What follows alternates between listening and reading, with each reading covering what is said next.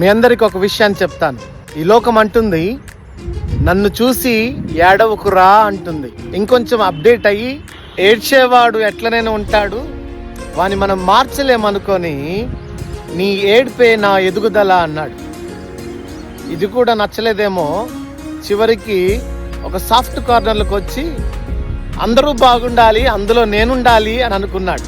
ఈ లోకం ఏడుపుని గురించి మాట్లాడితే దేవుడు నా కృప నీకు చాలును అని చెప్తాడు.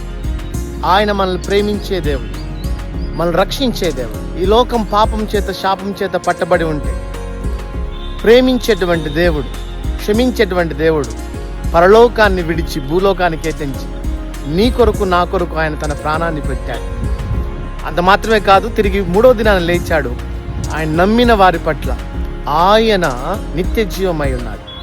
God bless you all. Thank you.